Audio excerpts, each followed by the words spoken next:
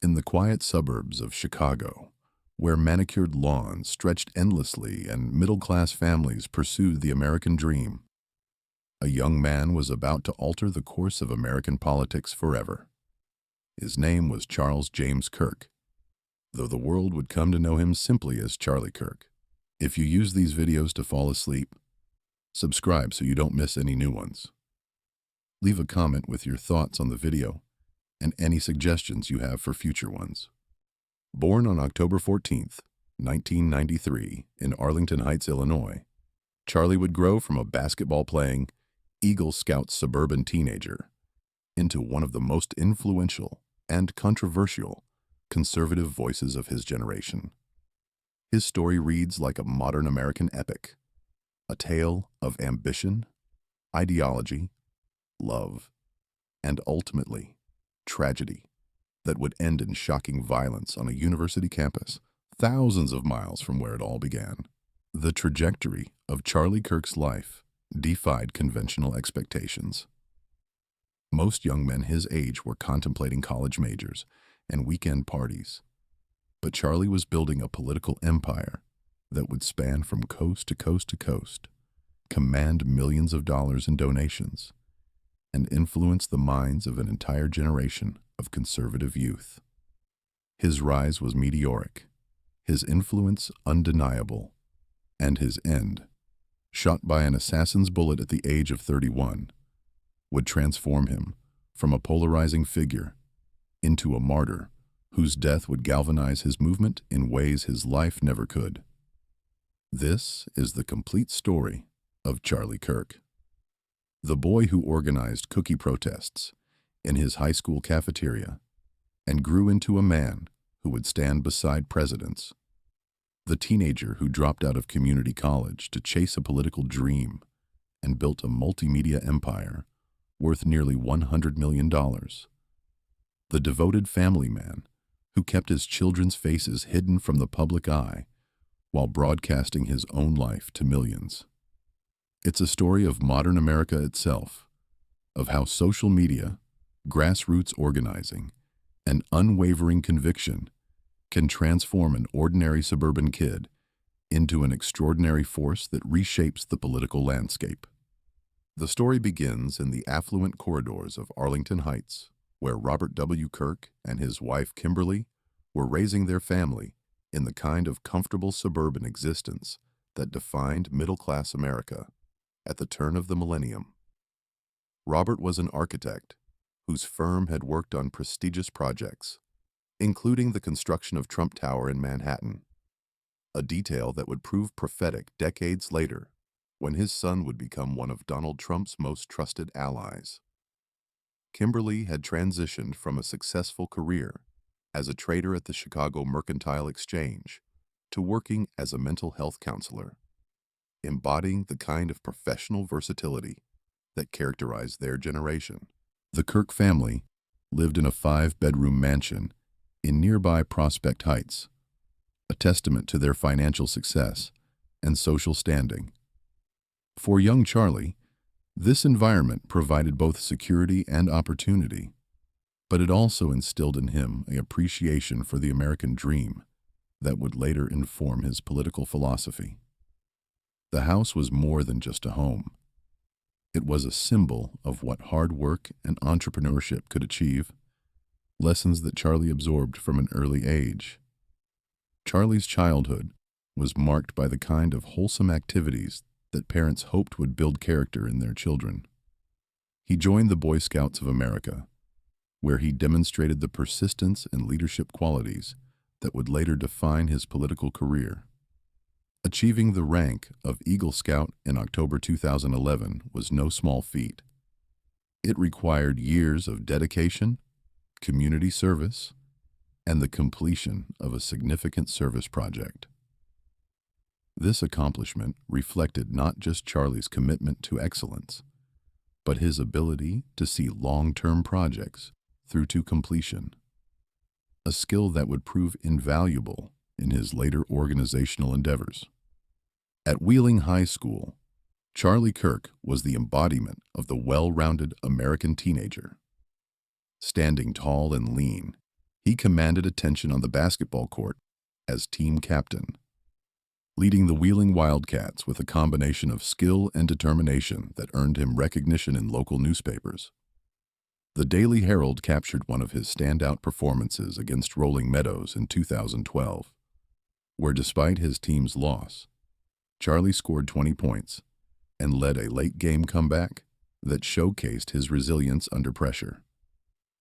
His coach, John Clancy, described it as a special night where Charlie made significant plays, words that could have described his entire approach to life.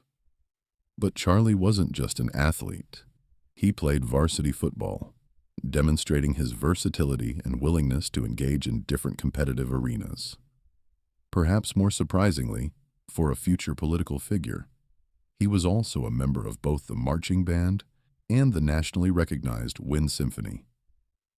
This musical involvement revealed an artistic side to Charlie that few would later associate with the combative political figure he would become. The discipline required to master a musical instrument, combined with the teamwork necessary for ensemble performance, contributed to his development of the communication skills that would later make him such an effective public speaker. School officials would later remember Charlie as a student who brought energy, confidence, and passion to the classroom and beyond. Even as a teenager, they noted, Charlie was recognized for his drive, his willingness to voice his opinions, and his capacity to inspire lively discussions among his peers.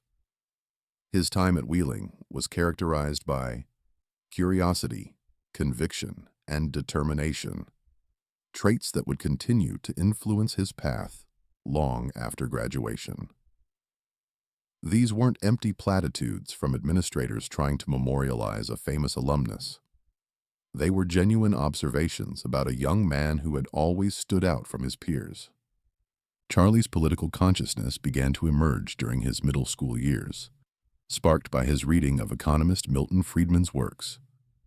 Heavy material for a young teenager, but indicative of the intellectual curiosity that would drive his later success. The ideas of free markets and limited government weren't abstract concepts to Charlie. They were principles that seemed to explain the success his family had achieved and the prosperity he saw around him in suburban Chicago. The 2008 financial crisis and Barack Obama's subsequent election provided the catalyst for Charlie's full political awakening. While many in the Chicago area viewed Obama as a local hero, young Charlie found himself increasingly alienated by what he perceived as the liberal ideology surrounding him.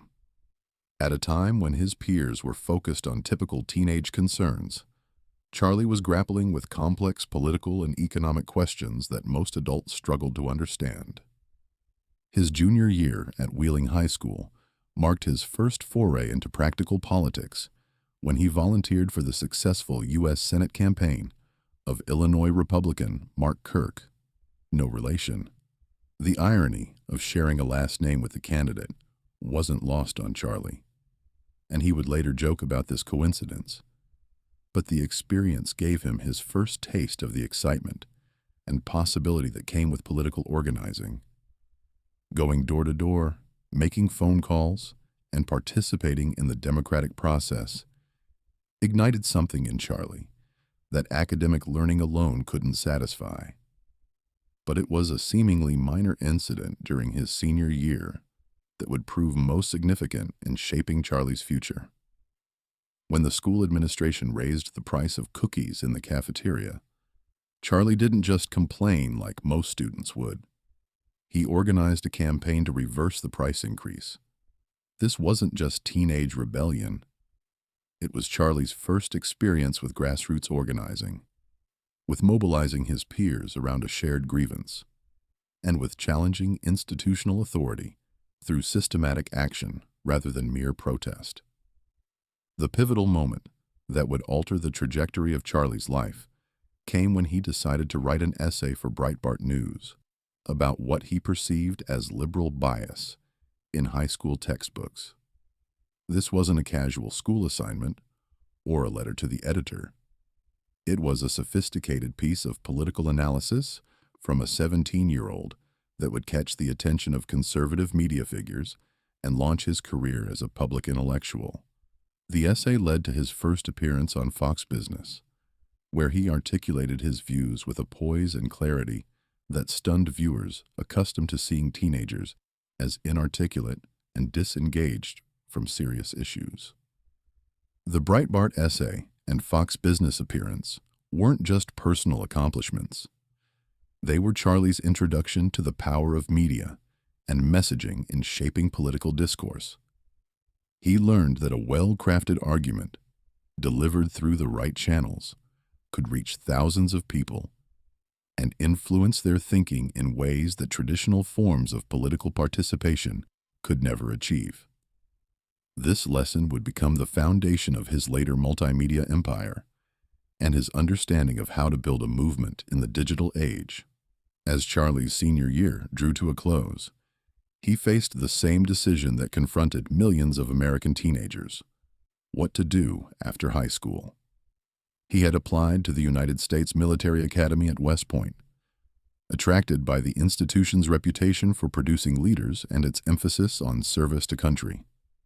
The rejection he received might have devastated another young person, but for Charlie, it became a redirection rather than a defeat.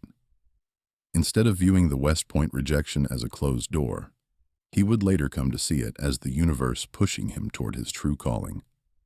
May 2012 marked a turning point, not just in Charlie Kirk's life, but in the trajectory of American conservative politics. The setting was mundane enough: Youth Government Day at Benedictine University in the western Chicago suburb of Lisle, Illinois.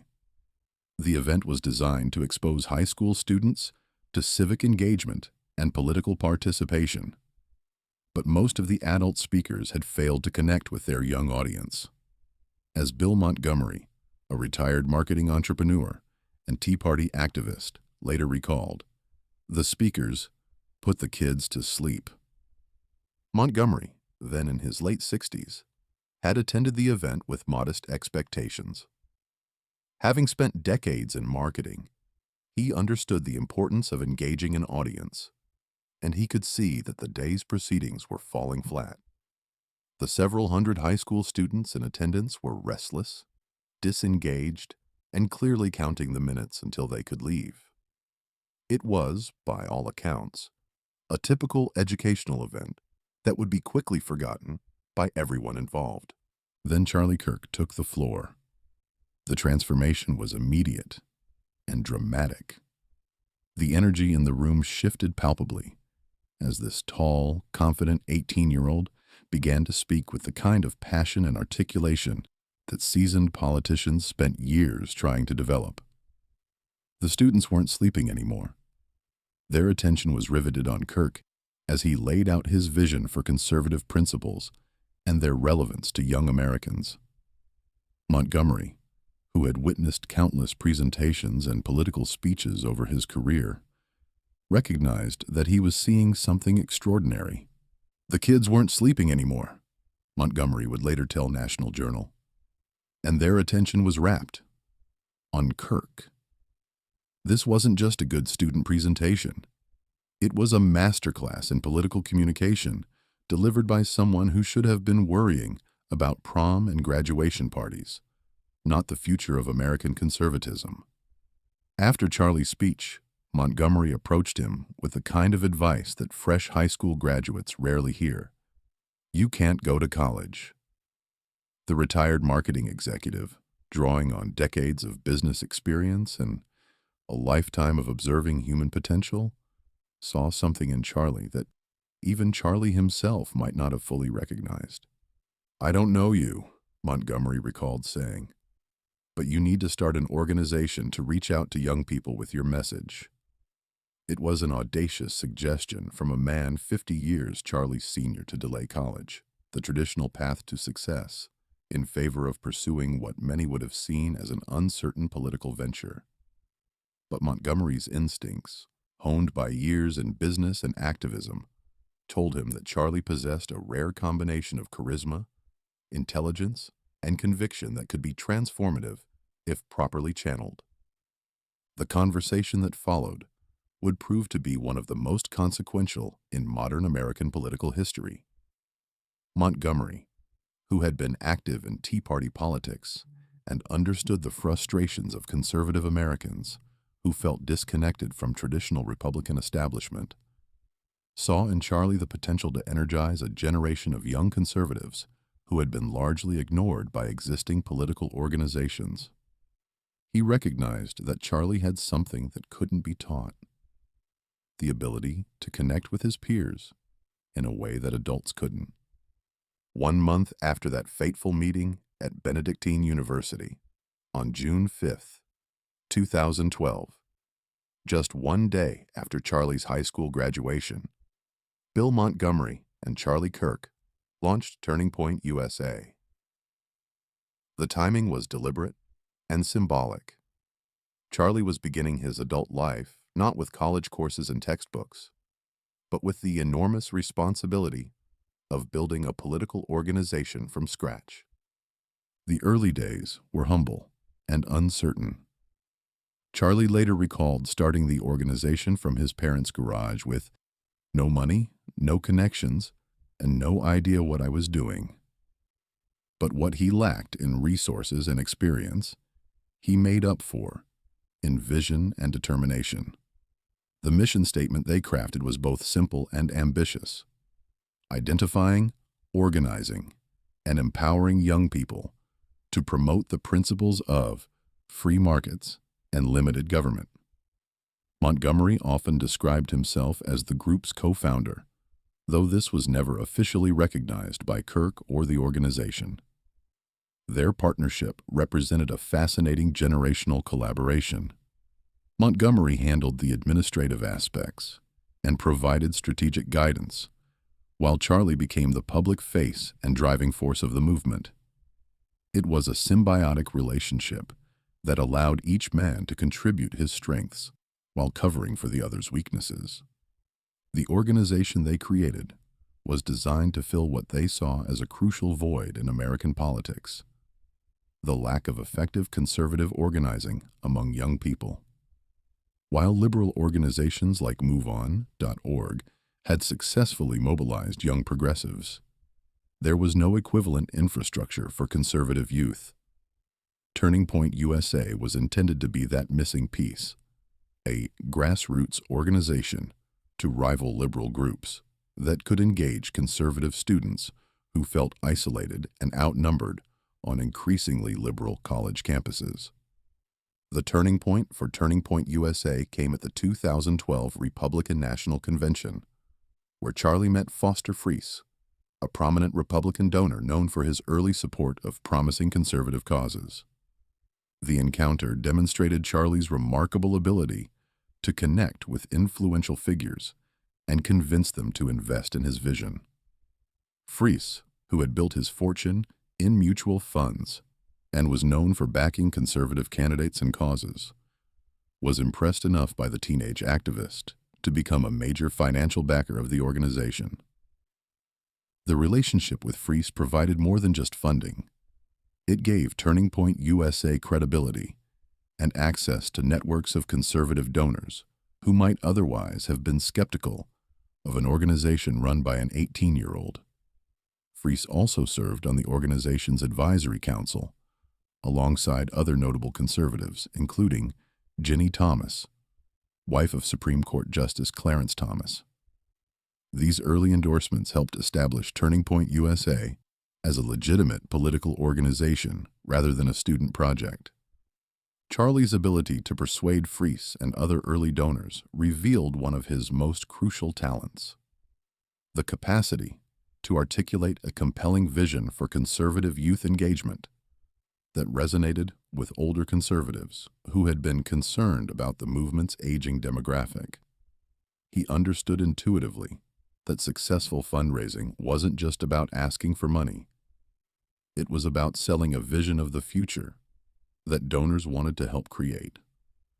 From its inception, Turning Point USA was designed to be different from traditional conservative youth organizations.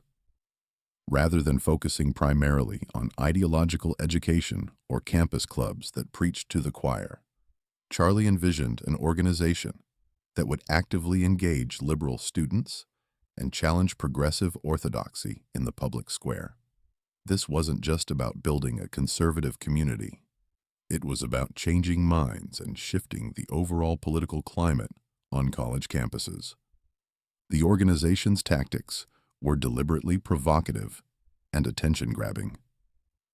Charlie developed what would become his signature prove me wrong table approach, setting up on college campuses with controversial signs designed to spark debate and discussion. These encounters, often filmed and distributed online, served multiple purposes. They demonstrated conservative arguments in action.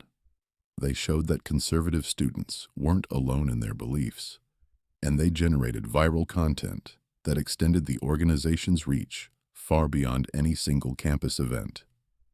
This approach reflected Charlie's sophisticated understanding of modern media and political communication. He recognized that in the social media age, a single compelling video or viral moment could be more influential than months of traditional organizing. The prove me wrong format also played to Charlie's strengths as a debater and communicator, allowing him to demonstrate his ability to defend conservative positions against often hostile questioning. The success of these early efforts convinced Charlie and Montgomery that they were onto something significant. The enthusiastic response from conservative students who felt emboldened by seeing their views defended publicly, combined with the media attention generated by the confrontational format, suggested that Turning Point USA was filling a real need in the conservative movement. They had found a formula that combined ideological conviction with entertainment value, serious political organizing with social media savvy. As 2012 drew to a close, Charlie Kirk was no longer just a recent high school graduate with political ambitions. He was the leader of a growing organization with real influence and genuine potential. The decision to forego college, which might have seemed reckless to his peers, was already proving to be prescient. He had chosen a different path, one that would lead him to influence and impact that no college degree could have provided. The foundation had been laid for what would become one of the most successful conservative youth organizations in American history. The years following Turning Point USA's founding were marked by the kind of explosive growth that seemed to defy the normal rules of organizational development. By 2015, when Charlie was still only 21 years old, the organization had established a presence on more than 800 high school and college campuses, a remarkable achievement for any political organization, let alone one founded by a teenager. This wasn't simply a matter of setting up chapters and hoping for the best. It required the development of sophisticated systems for recruitment, training, and coordination that would allow the organization to maintain its message and effectiveness across hundreds of locations. Charlie's approach to building Turning Point USA reflected both his intuitive understanding of youth culture and his appreciation for business principles, learned from mentors like Bill Montgomery. The organization's student activists were trained to do more than just hosting a chapter meeting and speaking to the choir, as Charlie explained to reporters. Instead, they were taught to engage actively with their peers who didn't necessarily identify as conservative, knocking on dorm room doors, using Turning Point branded literature to spark conversations about free markets, organizing attention-getting protests against Obamacare, and registering voters. This activism of substance, as Charlie called it, distinguished Turning Point USA from other conservative youth organizations that focused primarily on providing fellowship for already committed conservatives. Charlie understood that changing the political landscape required more than just strengthening existing believers. It required converting skeptics and mobilizing the previously disengaged. This philosophy would become central to his entire approach to political activism and would explain much of his later success. The financial growth of the organization was equally impressive. Peter Huizenga, who chaired investment firm Huizenga Capital Management and donated $50,000 to Turning Point in 2014, became one of Charlie's most enthusiastic supporters. When contacted by reporters, even Huizenga's assistant knew who Charlie was, testifying to the young man's growing reputation in conservative circles. Huizenga himself was effusive in his praise, calling Charlie one in a million and the most incredible young man I know. At his age, he is one of the most accomplished, one of the most mature, and one of the most organized and intelligent guys that I have ever met, Huizenga gushed to National Journal. You just don't meet guys like this. This kind of testimonial from successful businessmen and donors became a recurring theme in Charlie's early career, reflecting his remarkable ability to impress older, more experienced individuals with his maturity and vision. Charlie's understanding of media and communication evolved rapidly during these early years. His frequent appearances on Fox News and CNBC established him as a go-to conservative voice for commentary on issues ranging from student loans to Obamacare to congressional politics. Despite his youth, he demonstrated a sophisticated grasp of policy details and an ability to articulate conservative positions in ways that were both intellectually rigorous and accessible to general audiences. His media presence was enhanced by his writing, with op-eds appearing in prestigious conservative publications, including the Washington Times and Breitbart. These pieces allowed Charlie to develop his voice as a political commentator and to establish his credentials as a serious thinker, rather than merely a charismatic speaker. The combination of television appearances and written work created a multimedia platform that amplified his influence far beyond what Turning Point USA's campus presence alone could achieve. The organization's events during this period demonstrated Charlie's growing sophistication as a political organizer.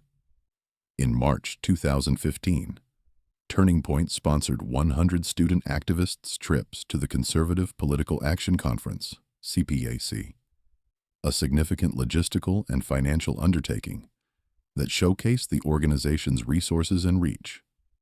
They also organized a Big Government Sucks rally, featuring speeches by Senators Rand Paul and Ted Cruz, demonstrating Charlie's ability to attract high-profile political figures to his events. Rand Paul's spokesman, Sergio Gore, told National Journal that the senator was very impressed by their ability to energize the youth in such force. This kind of recognition from established political figures helped legitimize Turning Point USA and Charlie's role as a significant player in conservative politics, despite his youth and relatively recent entry into the political arena. As Turning Point USA's influence grew, so did questions about its financial operations. When reporters inquired about the organization's tax filings in 2015, Bill Montgomery was evasive, claiming that while the organization had raised $1 million in the 2014 calendar year, the tax documents weren't yet complete. When pressed about the implausibility of such a young organization, headed by such a young executive director, raising substantial money, Montgomery insisted that they wanted to maintain Charlie's air of mystique. This early pattern of financial opacity would become a recurring theme throughout Charlie's career, raising questions about transparency and accountability that would follow him for years. However, the results of the organization's work were undeniable. By 2015, Turning Point USA employed 26 staffers and was making a measurable impact on college campuses across the country. The organization's success in attracting donors and expanding its operations suggested that whatever its bookkeeping practices, it was delivering results that satisfied its supporters. Charlie's personal ambitions during this period were becoming increasingly clear. Though he had enrolled part-time at New York's King's College to take online classes, he wasn't particularly committed to completing his degree, casually saying he would graduate in due time. His focus was clearly on building his political career and expanding Turning Point USA's influence rather than on traditional academic achievement. Peter Huizenga was explicit about his expectations for Charlie's future. "This guy has got all the qualifications that it takes to be President of the United States," he told National Journal. Bill Montgomery agreed, saying, "That's kind of the impression he gives people." These weren't casual compliments. They reflected genuine belief among Charlie's supporters that they were witnessing the emergence of a future national political leader.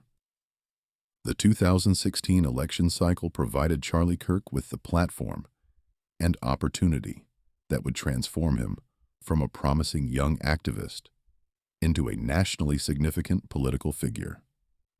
His selection as one of the youngest speakers at the Republican National Convention at age 22 was a watershed moment that demonstrated his rising status within the conservative movement.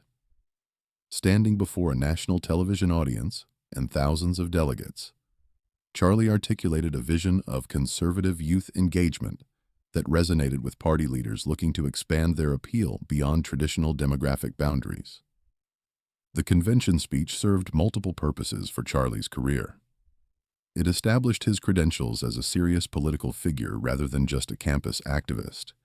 It introduced him to a national audience, and it demonstrated his ability to perform on the biggest stages in American politics.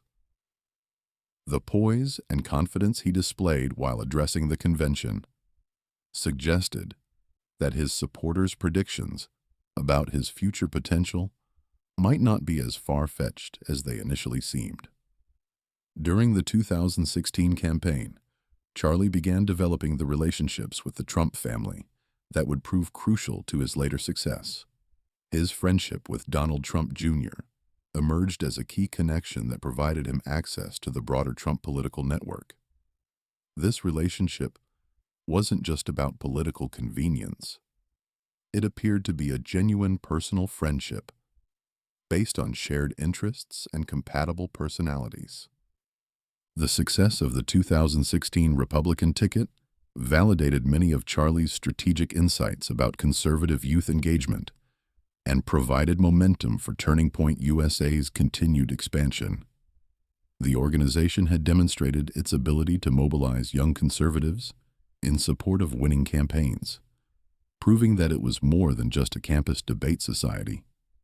By the end of 2016, Charlie Kirk had established himself as one of the most prominent young voices in American conservatism and had built an organization with genuine political influence and national reach.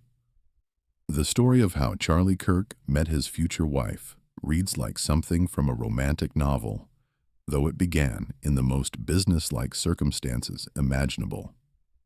In 2018, Erica Lane Francevy was living in Manhattan, pursuing her various entrepreneurial and ministry ventures after her successful stint as Miss Arizona USA in 2012.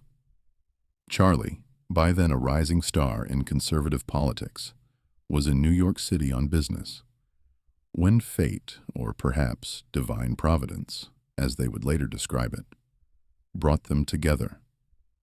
Erica had been contacted about a potential job opportunity with Turning Point USA, and Charlie agreed to meet with her at a restaurant for what was intended to be a professional interview. But from the moment they sat down at Bill's Burgers in New York City, both knew this was something more than a business meeting. "It started as a job interview," Charlie would later tell their daughter in a touching video recorded at that same restaurant. "And I was asking all these questions. Then I realized Mama was beautiful and smart and elegant and Christ-like. And so I said, forget this job interview. I want to date you." For Erica, the attraction was equally immediate. Here was a young man who shared not only her conservative political convictions, but also her deep Christian faith and her desire to make a meaningful impact on American culture.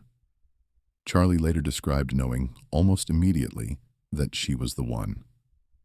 "I met her, and we had a very, very long dinner, which was very close to almost an interview," Charlie recalled in a 2024 Turning Point USA video. "You're gonna laugh, but you should absolutely interview for your spouse."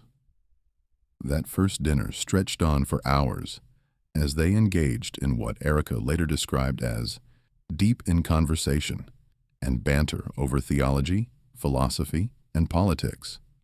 It wasn't the typical getting-to-know-you conversation of a first date.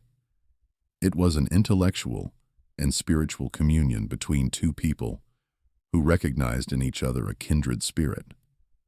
By the end of the evening, Charlie's intentions were crystal clear. "I'm going to date you," he told her, a bold declaration that proved prophetic. Both Charlie and Erica were committed Christians who believed in what they called dating with purpose. The idea that romantic relationships should be intentional, grounded in shared values, and directed toward marriage rather than casual companionship. This philosophy shaped their entire courtship, from their first date in September 2018 through their engagement 2 years later. Their relationship was characterized by the kind of intentionality that had marked Charlie's approach to building Turning Point USA. They weren't simply enjoying each other's company. They were evaluating their compatibility as life partners, assessing their shared goals and values, and ensuring that their relationship was built on a foundation that could support a lifetime of marriage and ministry together. Erica's background made her an ideal partner for Charlie's increasingly public life.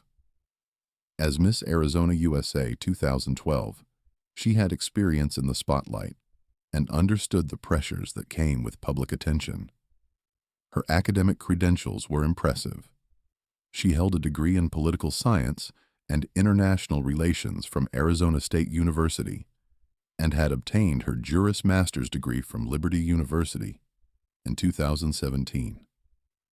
She was also pursuing a doctorate in biblical studies at Liberty University, demonstrating the kind of intellectual rigor and spiritual commitment that Charlie valued. But perhaps most importantly, Erica shared Charlie's vision for using their platform and influence to advance conservative Christian values in American culture. She wasn't just a supportive spouse. She was a genuine partner in the mission that drove Charlie's life and work. Her own entrepreneurial ventures, including her faith-based clothing line Proclaim and her nonprofit work, demonstrated that she was capable of building her own influence and impact while supporting Charlie's broader goals.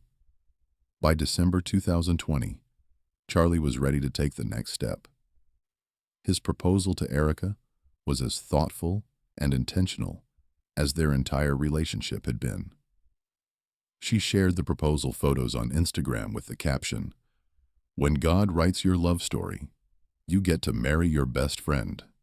The engagement marked not just a personal milestone for the couple, but a public declaration of their shared commitment to building a life and ministry together. Their wedding on May 8, 2021, in Scottsdale, Arizona, was a reflection of their values and priorities. Erica described it as very intimate, with no bridesmaids or groomsmen, only close friends and family members in attendance. The simplicity and intimacy of the ceremony stood in stark contrast to the public nature of their professional lives, demonstrating their desire to keep their most precious moments sacred and private. The timing of their wedding was significant in multiple ways. It coincided with Turning Point USA's 9th anniversary celebration, symbolically linking their personal union with the organization that had brought them together. The wedding reception was held at the Fairmont Scottsdale Princess Hotel and was funded by Turning Point USA, reflecting the way their personal and professional lives had become intertwined. In her wedding post, Erica wrote about the man she was marrying. To the man I've been praying for, before I ever met you. To the man that I honor, respect, and deeply cherish. To the man that leads in ways that remind me of the leaders before our time, and whose confidence in God's word reminds me of Daniel. To the man that I am immeasurably blessed to be able to call my husband. My CJK, I love you. The couple's joy was multiplied when they welcomed their first child, a daughter, on August 23, 2022. Charlie and Erica made the deliberate decision to keep their children's names and faces private, a choice that reflected their desire to protect their family life from the intense scrutiny that came with Charlie's public role. We have a girl and a boy, and it's no one's business what their names are or their faces, Charlie explained in June 2025. The birth of their daughter marked a profound shift in Charlie's priorities and perspective. Colleagues noted how fatherhood had influenced his political messaging and personal demeanor, softening some of his harder edges, while deepening his commitment to creating a better future for the next generation. Erica frequently posted about the joys and challenges of parenthood, describing Charlie as a man who loves so deeply, so intentionally, so selflessly, and so unconditionally that it reminds me of Christ. Their son was born in May 2024, completing what Charlie often described as his perfect family. Glory be to God for the birth of our son. Erica did so amazing. I am so proud of her, the proud father announced on social media. He quoted Psalm 127, verse 3, "Children are a gift from the Lord," reflecting the deep Christian faith that remained central to both his personal life and his public mission. The couple was remarkably successful at maintaining their children's privacy while sharing glimpses of their family life that humanized Charlie in the eyes of his supporters. Sweet snapshots of family outings, celebrations of birthdays and milestones, and candid moments of domestic life showed a side of Charlie that balanced his intense public persona. These images revealed a devoted father and husband whose greatest joy came not from political victories or media appearances, but from the simple pleasures of family life. Erica emerged as much more than a political spouse during their marriage. She became a genuine partner in ministry and business, who contributed her own talents and vision to their shared mission. She founded 2 nonprofits, launched her faith-based clothing line Proclaim, hosted the Midweek Rise Up podcast, and pursued her doctoral studies while raising 2 young children. An impressive array of accomplishments that demonstrated her capacity for independent achievement. Her podcast, described as intentionally and prayerfully crafted, with words of encouragement to push you, biblical leadership to challenge you, and God-breathed scripture to posture your heart for the best that's yet to come, reflected the same commitment to faith-based influence that drove Charlie's political work. Together, they represented a new generation of conservative Christian leaders who were combining traditional family values with modern media savvy and entrepreneurial energy. Their public appearances together demonstrated the depth of their partnership. Whether appearing on The Charlie Kirk Show to discuss marriage and family life, or attending political events where Erica provided her own insights and perspectives, they functioned as a team that was greater than the sum of its parts. In their April 2025 podcast appearance together, they offered advice to young married couples that reflected the intentionality that had characterized their entire relationship. Keep your faith, obviously, first, and try to identify any fleshy problems that you might be having, Charlie advised. Erica added, "You have to continually invest in the confidence in one another, that you're on the same team. You support each other. You love each other. You're not going to undercut each other These weren't just talking points for a podcast. They were the principles that had guided their marriage and would sustain Erica through the unimaginable tragedy that lay ahead. The love story of Charlie and Erica Kirk represented something larger than their individual romance. It embodied the vision of Christian marriage and family life that Charlie promoted throughout his career. Their relationship demonstrated that it was possible to combine deep personal faith with public influence, traditional family values with modern career achievement, and romantic love with shared mission. When tragedy struck, their love story would become a testament to the power of intentional relationships built on shared faith and common purpose. Charlie Kirk's relationship with Donald Trump began not with immediate enthusiasm, but with the kind of skeptical pragmatism that would later characterize his approach to conservative politics. In early interviews, Charlie admitted he was not the world's biggest Trump supporter when Trump first announced his presidential campaign in 2015. This initial skepticism reflected Charlie's careful analytical approach to political figures. He wasn't easily swayed by celebrity or conventional wisdom, preferring to evaluate candidates based on their potential effectiveness in advancing conservative principles. The transformation in Charlie's attitude toward Trump came primarily through his developing friendship with Donald Trump Jr., a relationship that would prove pivotal not just for Charlie's career, but for the broader conservative movement. The friendship between Charlie and Don Jr. went beyond political convenience.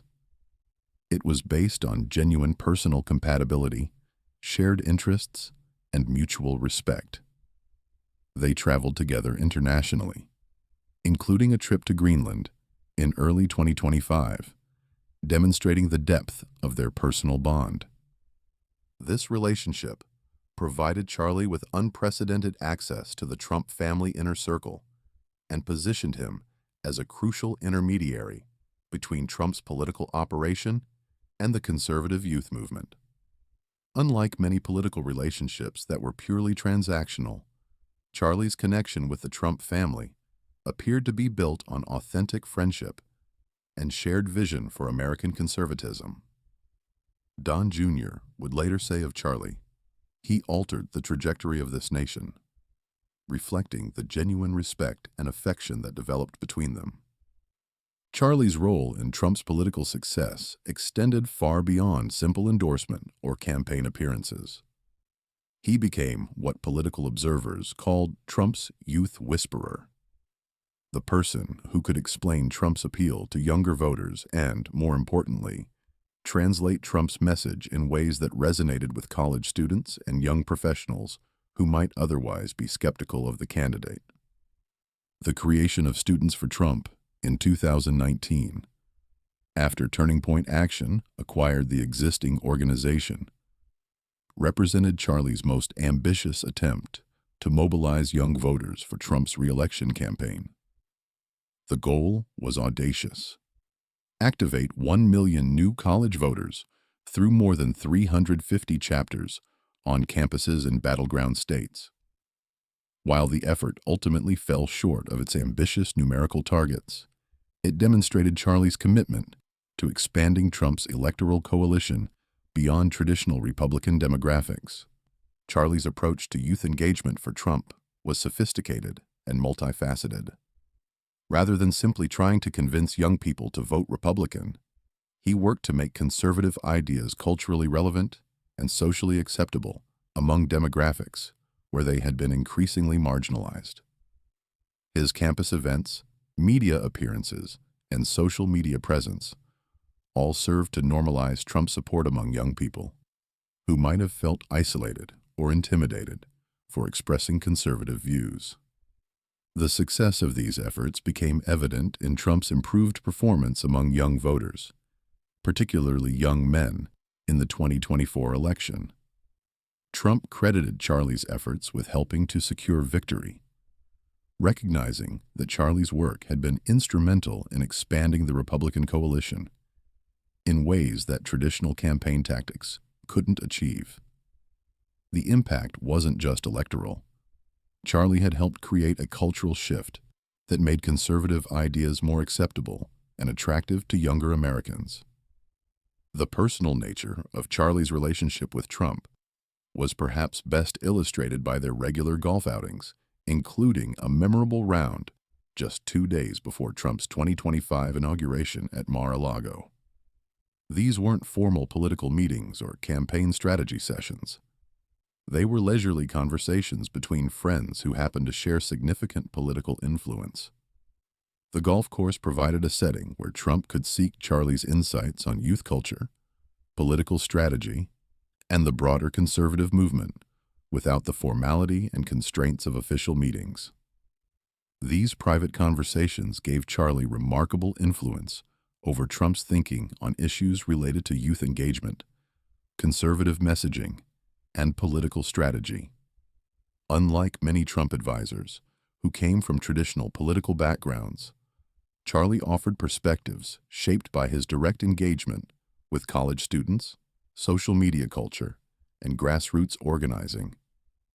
His insights helped Trump understand how to connect with audiences that had previously been resistant to Republican messaging.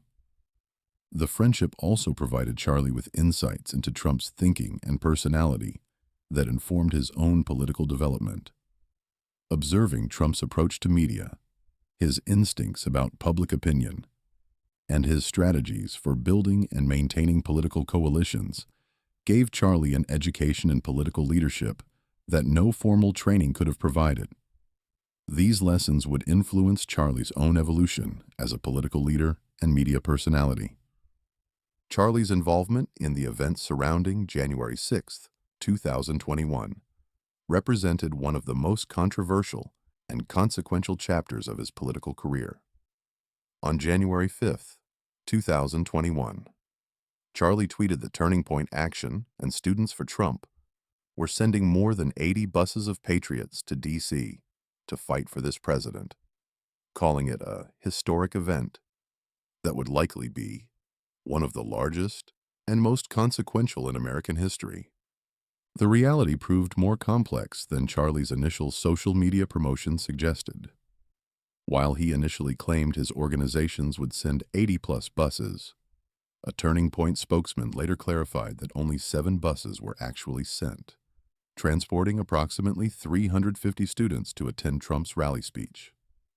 However, investigative reporting revealed that Turning Point also funded buses organized by other groups, including those associated with Ali Alexander's Stop the Steal organization. The discovery that at least one participant in the Capitol riot, retired firefighter Robert Sanford, had traveled to Washington on a Turning Point-funded bus raised serious questions about Charlie's role in the events of that day. When the House Select Committee investigating January 6th called Charlie to testify in December 2022, he chose to plead the Fifth Amendment privilege against self-incrimination throughout his closed-door session. Charlie's decision to invoke Fifth Amendment protections extended to questions about payments to Kimberly Guilfoyle and Donald Trump Jr. for speaking at events, including a $60,000 payment listed for January 6th. Despite his refusal to answer questions, Charlie's team provided the committee with 8,000 pages of records that revealed extensive email communications among Turning Point employees about arranging bus transportation and other logistical support for the January 6th events.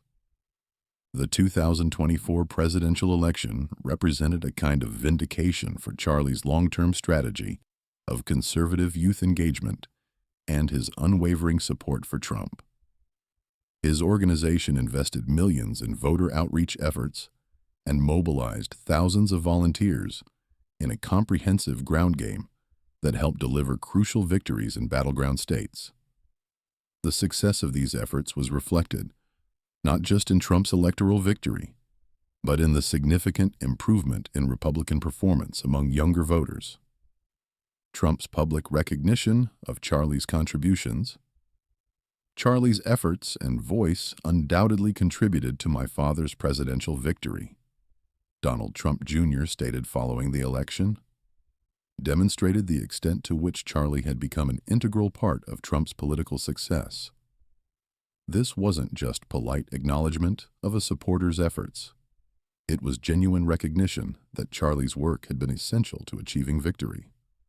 The 2024 campaign also showcased Charlie's evolution as a political strategist and organizer. The sophisticated voter mobilization operation he had built through Turning Point USA demonstrated that he had moved beyond being simply a charismatic speaker or media personality to become a serious political operative capable of delivering measurable results. His ability to combine grassroots organizing with media influence, campus activism with professional campaign tactics, represented a new model for conservative political engagement. Charlie's involvement in vetting candidates for the second Trump administration reflected the trust and confidence that Trump placed in his judgment and insights. This wasn't just about rewarding a loyal supporter. It was recognition that Charlie understood both the conservative movement and the broader political landscape in ways that made his counsel valuable for governance as well as campaigning. The success of the Trump-Kirk alliance represented more than just electoral victory. It demonstrated the potential for a new generation of conservative leaders to work effectively with established political figures to achieve shared goals. Charlie had proven that young conservatives could be more than just cheerleaders or protest organizers. They could be serious political players capable of influencing outcomes at the highest levels of American politics. His relationship with Trump provided a model for how generational change could occur within the conservative movement without abandoning core principles or established leaders. Charlie Kirk's transformation from campus activist to media mogul represents one of the most remarkable success stories in modern conservative politics. What began as a simple podcast in the late 2000s evolved into a multimedia empire that would generate millions in revenue and reach hundreds of millions of Americans every month.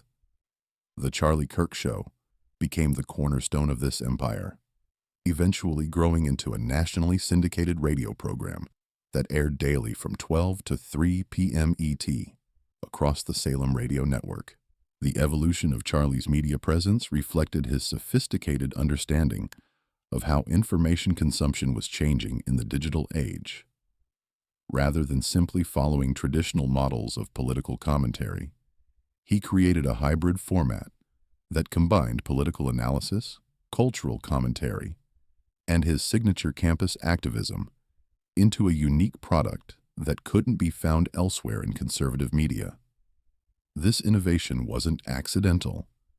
It reflected Charlie's careful study of successful media figures and his willingness to experiment with different approaches until he found what worked.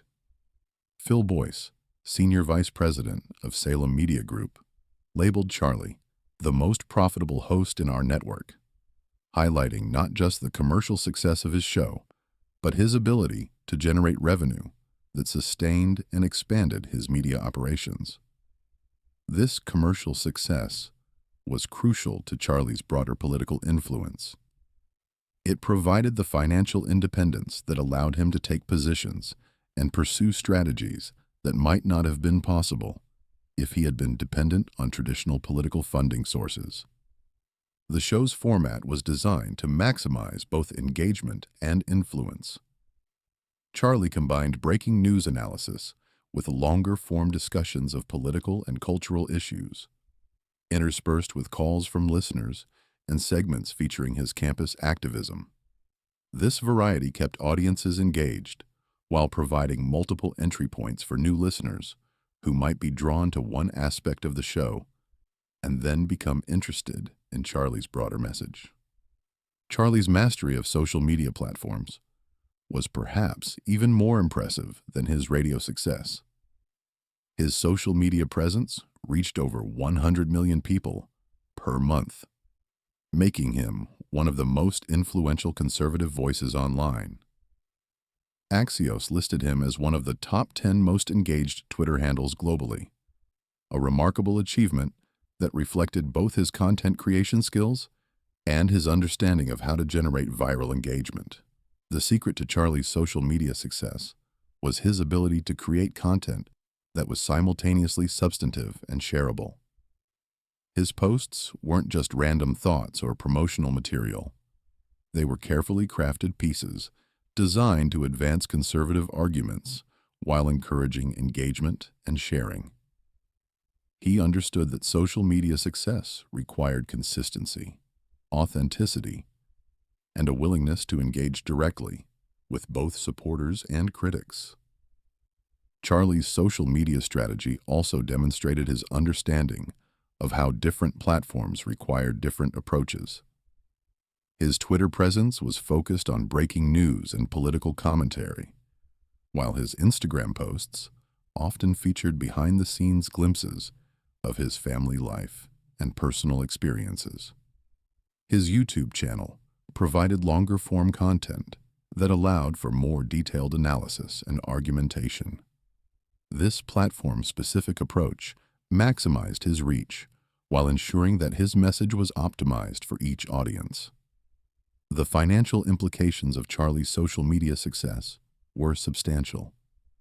His massive online following provided leverage in negotiations with traditional media outlets, advertising revenue through direct monetization, and a direct marketing channel for his books, events, and other products. This diversified approach to revenue generation provided financial stability and growth potential that traditional media figures often lacked. Charlie's success as an author demonstrated his ability to translate his media presence into sustained intellectual influence. His most successful book, The MAGA Doctrine: The Only Ideas That Will Win the Future, published in March 2020, became both a New York Times and Amazon bestseller. The book's success wasn't just about sales figures. It established Charlie as a serious conservative intellectual whose ideas were worthy of sustained attention and analysis. The MAGA Doctrine argued that Trump's movement represented better ideas than the old right or the new left, and called for an overdue restoration of self-rule by a populace long taken for granted by its rulers. The book demonstrated Charlie's evolution from a campus activist making provocative arguments to a political theorist capable of sustained analysis and prescription. It showed that his influence extended beyond entertainment or mobilization to genuine intellectual leadership within the conservative movement. His other publications, including Time for a Turning Point, 2018, and The College Scam, 2022, established him as a prolific author capable of addressing different aspects of contemporary political and cultural issues. These books weren't just exercises in political commentary.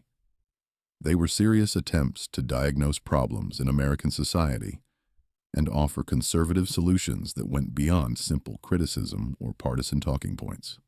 The commercial success of Charlie's books provided another revenue stream, while establishing his credibility as more than just a media personality. Publishers recognized that his name on a book cover could generate substantial sales, reflecting the loyalty and engagement of his audience. This publishing success also provided a platform for Charlie to develop and refine his ideas in ways that shorter-form media couldn't accommodate. Charlie's television career represented his successful transition from new media to traditional mainstream platforms. His appearances on Fox News, CNBC, and Fox Business News totaled over 1,000 by 2025, making him one of the most frequently featured conservative commentators on cable television. These appearances weren't just about promoting his own projects. They established him as a go-to expert on issues related to youth culture, conservative politics, and campus activism. His television success was particularly remarkable, given his youth and unconventional background. Most cable news commentators came from traditional political, journalistic, or academic backgrounds, but Charlie had built his credibility through grassroots organizing and new media success. His ability to translate this credibility into mainstream media recognition demonstrated the changing landscape of political influence in the digital age. Charlie's television appearances also served strategic purposes beyond personal promotion. They provided platforms for advancing conservative arguments to audiences that might not otherwise encounter them. They helped legitimize Turning Point USA's campus activities, and they established Charlie as a serious political figure rather than just a campus provocateur. His media strategy was designed to build influence across multiple platforms and audiences simultaneously. The recognition Charlie received through various honors, including being named to the Forbes 30 Under 30 list and serving as both the youngest speaker at the 2016 Republican National Convention and the opening speaker at the 2020 RNC, reflected his successful transition from activist to media figure to political leader. These achievements demonstrated that his influence was recognized not just by his supporters, but by broader political and business communities. Charlie's financial success was as remarkable as his media influence. His salary from Turning Point USA grew from $27,000 in 2016 to more than $407,000 by 2021, with estimates suggesting it reached $500,000 by 2025. When combined with book royalties, speaking fees, and media income, financial analysts estimated Charlie's peak annual income at approximately $1.625 million. The diversification of Charlie's income streams reflected sophisticated financial planning and business acumen. Rather than relying solely on his organizational salary, he developed multiple revenue sources that provided both financial security and growth potential. His speaking engagements commanded fees ranging from $10,000 to $40,000 per appearance, reflecting his ability to draw large audiences and deliver compelling presentations. At the time of his death, Charlie's estimated net worth was approximately $12 million. This wealth was reflected in his real estate holdings, which included 3 luxury properties: a $4.75 million estate near Phoenix with expansive views, a nearby apartment, and a waterfront condominium on Florida's Gulf Coast. These assets demonstrated that Charlie had successfully monetized his political influence and media presence in ways that provided long-term financial security for his family. The growth of Turning Point USA's finances paralleled Charlie's personal financial success. Under his leadership, the organization's revenue increased from approximately $8.2 million in 2017 to $95 million by 2025. This financial expansion enabled the organization to employ hundreds of staff members while maintaining chapters on thousands of campuses nationwide, creating a self-reinforcing cycle of growth and influence. Following Charlie's assassination, the commercial success of his media properties reached unprecedented levels. His books experienced massive sales surges, with all his titles hitting top bestseller charts simultaneously. The Charlie Kirk Show podcast reached the #1 position on Apple's podcast charts, while his upcoming work, Stop in the Name of God, Why Honoring the Sabbath Will Transform Your Life, reached the top slot on Amazon's bestseller list 3 months before its scheduled December release. This posthumous success demonstrated the depth of Charlie's connection with his audience and the enduring appeal of his message. The surge in interest wasn't just about curiosity following a tragic event. It reflected genuine loyalty from supporters who wanted to continue engaging with Charlie's ideas and perspectives even after his death. The commercial success of his properties also provided financial security for his widow Erica and their 2 young children. The media empire Charlie built represented more than just personal financial success. It demonstrated how conservative activists could build sustainable, independent platforms for advancing their ideas and influencing political discourse. His success provided a model for other conservative figures seeking to build influence outside traditional political and media structures.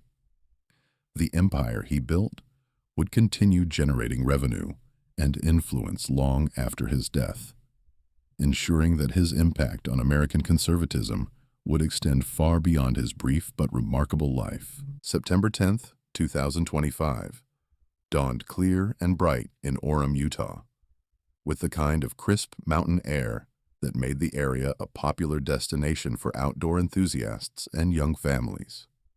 Utah Valley University's campus was bustling with the energy of a new academic year, students hurrying between classes, with backpacks slung over their shoulders, and the optimism that marked the beginning of another semester. For most of the 40,000 students at UVU, it would be just another Wednesday in their college experience. For Charlie Kirk, it would be the last day of his life. Charlie had arrived in Utah as part of his American Comeback Tour, a nationwide series of events designed to energize conservative students and challenge liberal orthodoxy on college campuses across the country. The tour was vintage Charlie Kirk, provocative, engaging, and designed to generate both support and controversy in equal measure. Utah Valley University, located about 40 miles south of Salt Lake City, seemed like friendly territory for Charlie's conservative message. But he had learned long ago that no campus could be taken for granted when it came to political discourse. The event was scheduled to take place in an outdoor courtyard adjacent to the Losi Center, a multi-story academic building that provided a picturesque backdrop for what was planned to be Charlie's signature Prove Me Wrong debate format. A tent had been erected with the tour's branding prominently displayed, and Charlie's familiar debate table was positioned to allow maximum interaction with the anticipated crowd of students and community members who had come to hear him speak. By noon, more than 3,000 people had gathered in the courtyard, creating the kind of energetic atmosphere that Charlie thrived in. The crowd was a typical mix for his events. Enthusiastic supporters wearing MAGA hats and Turning Point USA merchandise, curious students who had come to see what the fuss was about, and vocal critics who viewed Charlie's presence on campus as an opportunity to challenge his ideas publicly. The security detail consisted of 6 university officers, along with Charlie's personal security team, a standard arrangement for his campus appearances.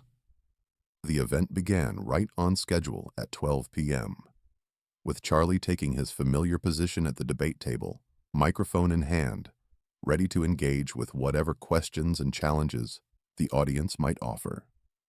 For the first 20 minutes, the event proceeded exactly as planned. Charlie fielded questions about various political topics, delivered his characteristic blend of conservative talking points and provocative commentary, and maintained the kind of confident, combative demeanor that had made him famous. The atmosphere was lively but controlled, with many attendees sitting close to the stage while others watched from nearby balconies and standing areas. Charlie appeared relaxed and in his element, handling hostile questions with the ease that came from years of similar encounters on dozens of campuses. To observers, it seemed like just another successful Charlie Kirk event, the kind that would generate viral social media clips and reinforce his reputation as a fearless conservative voice willing to take his message into hostile territory. At approximately 12:20 p.m., a young student approached the microphone to ask Charlie about mass shootings and gun violence in America. It was the kind of sensitive topic that often came up at Charlie's events, particularly on college campuses where students had grown up with active shooter drills and regular news coverage of campus violence. Charlie had addressed these issues countless times before, and he settled into his response with the confidence of someone who had refined his arguments through repetition and practice. The student's specific question concerned transgender shooters and their representation among mass killers, a topic that aligned with some of Charlie's recent commentary about gender ideology and its potential connections to social violence. As Charlie began to formulate his response, holding the microphone while seated at his debate table, the crowd leaned in to hear his perspective on this controversial subject. Emma Pitts and Eva Terry, reporters for the Deseret News who were covering the event, would later recall the moment. A kid came up and asked a question about how many transgender shooters there were, and Charlie gave him another comment, and then he asked one more question. The irony was lost on no one present that Charlie Kirk, in the final moments of his life, was discussing the very kind of violence that was about to claim him. As he prepared to elaborate on his answer, moving the microphone closer to his mouth to ensure his words would carry across the courtyard, he had no idea that a gunman was already in position, rifle trained on his position, finger on the trigger. At exactly 12:23 p.m., a single gunshot cracked across the courtyard like thunder, immediately silencing the crowd and sending Charlie Kirk crashing forward in his chair. The bullet, fired from the roof of the Losi Center, 142 yards away, struck Charlie in the neck with devastating precision. Emma Pitts, the Deseret News reporter, witnessed the horrific moment. "I just saw so much blood come out of the left side of Charlie's neck, and then he went limp." The immediate aftermath was chaos. Former U.S. Representative Jason Chaffetz, who was in attendance, described the scene. As soon as the shot went out, everybody hit the deck, and everybody started scattering and yelling and screaming. Video footage captured the panic as attendees dove for cover, some screaming, "Oh my God," and "run," as they realized what had happened. Witness Sarah Toole, a UVU student who was sitting in the fourth row about 15 feet from Charlie, described the horrific scene. "Blood was gushing everywhere. A friend and I ran into a building and ran out and down the street, just trying to get to safety." Another witness, identified only as Danielle, was even closer to the impact. "You just see his neck just, like, open up, and there's just, like, so much blood that just came out. I was 15 feet away, and it was really hard to witness." Luke Pittman, another UVU student, captured the confusion of the moment. "I was in total shock. We all heard a shooting, like a big bang. We thought it was confetti. Then everyone started ducking down, and then I look over at Charlie Kirk, and I see blood coming from his neck." Security footage and numerous eyewitness accounts later confirmed that the gunshot had come from the roof of the Losi Center, where the assassin had positioned himself with a clear line of sight to Charlie's speaking position. The shooter had chosen his location with deadly precision. The elevated position provided an unobstructed view of the target, while offering multiple escape routes and concealment from the crowd below.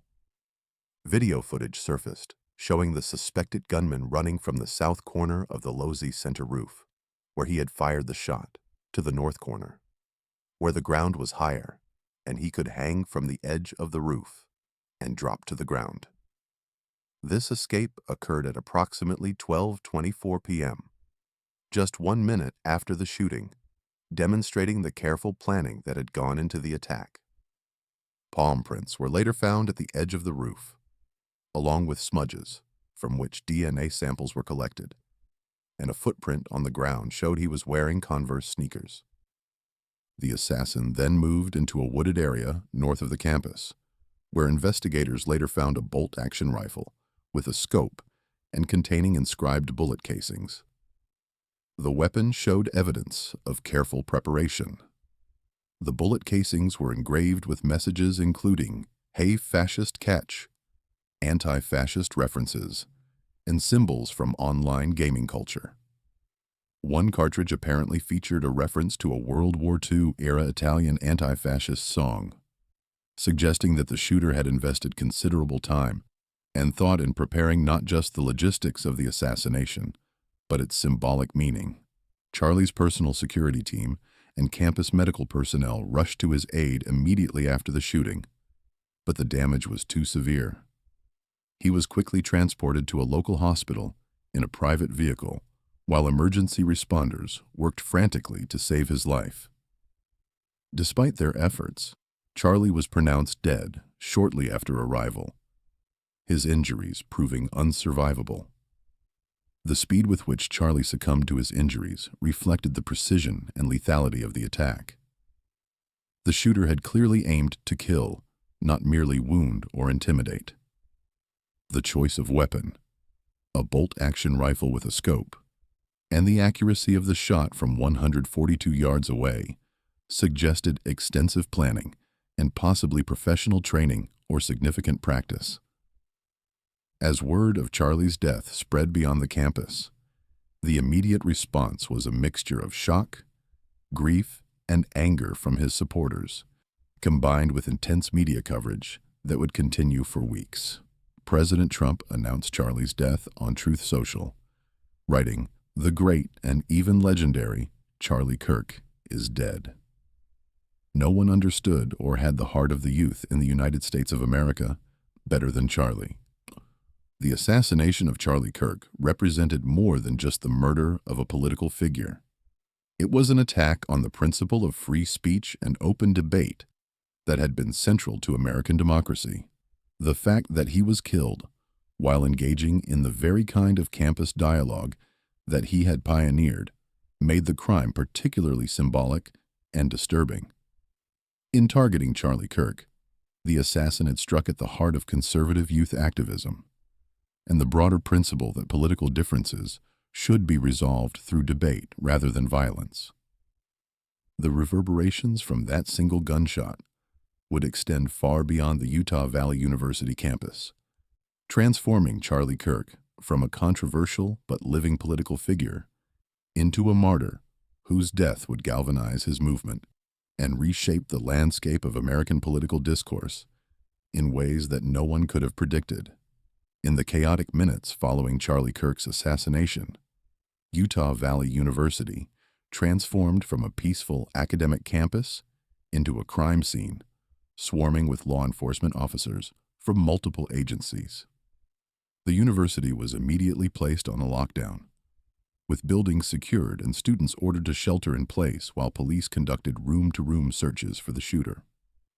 The rapid response reflected both the seriousness of the crime and the recognition that a political assassination on American soil represented a threat to the very foundations of democratic discourse. FBI agents arrived on scene within hours, taking control of what had become a federal investigation. The Bureau's involvement reflected not just the interstate nature of the crime — Charlie was an Arizona resident killed in Utah — but the broader implications of an assassination that appeared to be politically motivated. The FBI's domestic terrorism unit was activated, and resources were marshaled for what agents knew would be an intensive manhunt with national implications. The crime scene investigation revealed the careful planning that had gone into the attack. Forensic teams discovered the palm prints on the roof edge, DNA samples from smudges left by the escaping gunman, and the distinctive footprint that would later help identify the shooter's choice of footwear. The recovery of the rifle in the wooded area north of campus provided crucial evidence, particularly the inscribed bullet casings that offered insights into the shooter's mindset and motivations. Governor Spencer Cox quickly characterized the shooting as a political assassination, elevating the crime beyond simple murder to an attack on the democratic process itself. This designation brought additional federal resources to bear on the investigation and signaled to the public that the state of Utah was treating the crime with the utmost seriousness. The governor's office coordinated closely with federal authorities to ensure that no jurisdictional disputes would impede the investigation. For 33 hours, The identity of Charlie Kirk's assassin remained unknown, creating a tense atmosphere of speculation and fear across the country. The FBI released grainy surveillance images of a person of interest, showing a figure in dark clothing moving across the campus after the shooting. These images, while not providing a clear identification, gave the public its first glimpse of the person responsible for one of the most shocking political crimes in recent American history. The shooter's ability to escape the immediate crime scene, despite the massive law enforcement response, demonstrated sophisticated planning and execution. The choice of escape route through wooded areas north of the campus suggested familiarity with the local terrain, while the timing of the escape, just 1 minute after the shooting, indicated careful reconnaissance and preparation. This wasn't a crime of passion or opportunistic violence. It was a calculated assassination carried out with military-like precision. The inscribed bullet casings found with the abandoned rifle provided disturbing insights into the shooter's mindset. The messages combined political commentary with references to online gaming culture, suggesting someone who existed at the intersection of political extremism and internet subcultures. The reference to World War II-era anti-fascist songs indicated a level of historical knowledge and ideological sophistication that went beyond simple political anger. Law enforcement officials worked around the clock to analyze evidence, follow leads, and coordinate with federal agencies in what became one of the most intensive manhunts in recent memory. The fact that the shooter had managed to escape the immediate area and remain at large for more than a day created growing concern about the possibility of additional attacks or the shooter's permanent escape from justice. The breakthrough that led to Tyler Robinson's identification and arrest came from an unexpected source: his own family. On the evening of September 11th, a family member reached out to a family friend who contacted the Washington County Sheriff's Office with information that Robinson had confessed to them or implied that he had committed the crime. This tip represented the kind of moral courage that investigators hoped for, but couldn't count on in such cases.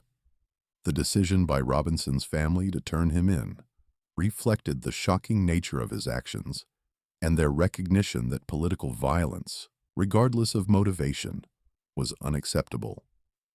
The family's cooperation with law enforcement would prove crucial not just for Robinson's capture, but for understanding the events that led to the assassination. Their willingness to do the right thing, despite the personal cost, demonstrated that even in politically polarized times, basic moral principles could transcend partisan divisions. President Trump announced Robinson's arrest during a Fox News appearance, before Governor Cox formally made the announcement, reflecting the high-level attention the case was receiving. Trump's statement that he was quite confident that authorities had the suspect in custody, based on information from a minister who recognized the suspect from his photos, highlighted the role that community cooperation played in solving the case. The arrest itself was anticlimactic compared to the drama of the manhunt. Robinson was taken into custody without incident on Thursday evening, September 11th, more than 33 hours after the shooting. His surrender marked the end of a tense period during which many Americans had wondered whether Charlie Kirk's assassin would escape justice entirely. The evidence that emerged following Robinson's arrest painted a picture of a young man who had been radicalized by political extremism and motivated by a twisted sense of ideological purpose. Text messages between Robinson and his roommate, described as a male transitioning to female with whom Robinson had a romantic relationship, revealed the planning and execution of the assassination in chilling detail. The roommate received a text message from Robinson soon after Kirk's death that said, "Drop what you're doing. Look under my keyboard." Under the keyboard was a note that read, "I had the opportunity to take out Charlie Kirk, and I'm going to take it," beginning a text exchange that would provide prosecutors with a detailed confession. When the roommate asked, "You weren't the one who did it, right?" Robinson replied, I am. I'm sorry." The text messages revealed not just Robinson's admission of guilt, but details about the planning and execution of the crime. He described waiting for an opportunity to retrieve his rifle from a drop point, mentioned engraving bullets, and referred to having a scope on his weapon. These details matched physical evidence found at the crime scene and demonstrated the premeditated nature of the attack. Perhaps most disturbing were Robinson's comments about his motivations. He told his roommate, "I had enough of hatred," apparently referring to what he perceived as Kirk's message, and mentioned that his father had been diehard MAGA since President Donald Trump got elected. These revelations suggested that Robinson's actions were motivated not just by political disagreement, but by personal family dynamics that had become entangled with broader political divisions. The emergence of details about Robinson's personal life added complexity to understanding his motivations for the assassination. His romantic relationship with a transgender individual, combined with his family's strong support for Trump, and, by extension, Kirk's political message, created a personal context in which political differences became intensely personal conflicts. Robinson's decision to target Kirk may have been motivated as much by family dynamics as by political ideology. Robinson's background revealed a young man caught between conflicting influences and identities. Growing up in a Mormon family that had become politically radicalized, he had access to firearms and was comfortable with their use. His family's strong conservative political views apparently clashed with his personal relationships and developing political consciousness, creating the kind of internal conflict that can sometimes lead to extreme actions. The fact that Robinson asked his roommate to delete their text exchange and urged them not to talk to media or make comments demonstrated his understanding that his actions would have far-reaching consequences. His expression of love for his roommate, "You are all I worry about, love," revealed the personal relationships that he was willing to sacrifice for his political action. Robinson's plan to eventually surrender to authorities, as revealed in his text messages, suggested that he viewed his actions as a form of political statement rather than an attempt to escape justice. His comment that he had hoped to keep this secret till I died of old age indicated that he understood the magnitude of what he had done and the likelihood that it would eventually be discovered. Tyler Robinson was formally charged with an array of serious crimes that reflected both the severity of his actions and the broader implications of political violence. The charges included aggravated murder, a first-degree felony, felony discharge of a firearm, a first-degree felony, 2 counts of capital obstruction of justice, a second-degree felony, 2 counts of tampering with a witness, a third-degree felony, and violent offense committed in the presence of a child, a Class A misdemeanor. Utah prosecutors announced their intention to seek the death penalty for Robinson, reflecting both the heinous nature of the crime and its impact on democratic discourse. The decision to pursue capital punishment sent a clear message that political violence would be met with the most severe consequences available under the law. The death penalty pursuit also reflected the prosecutors' confidence in their evidence and their determination to achieve justice for Charlie Kirk and his family. The formal charging of Robinson marked the beginning of what promised to be a lengthy legal process that would examine not just his actions, but the broader questions of political extremism and violence in American society. His case would become a test of the legal system's ability to address politically motivated crimes while maintaining the principles of due process and fair treatment that distinguish democratic societies from authoritarian regimes. The arrest of Tyler Robinson provided closure to the immediate manhunt, but opened broader questions about political violence, radicalization, and the responsibilities of both political leaders and citizens in maintaining civil discourse. His capture ensured that Charlie Kirk's family would have the opportunity to see justice served, but it couldn't undo the damage that had been done to American political culture by the assassination of one of its most prominent young conservative voices. The news of Charlie Kirk's assassination sent shockwaves through American political circles that extended far beyond the conservative movement he had helped build.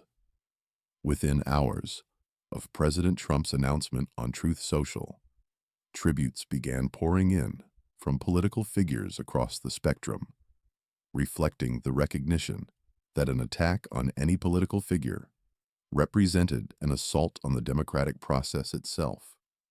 Even those who had disagreed vehemently with Charlie's politics understood that his assassination crossed a line that threatened the foundation of American civil discourse. Vice President J.D. Vance's tribute captured the broader significance of Charlie's death.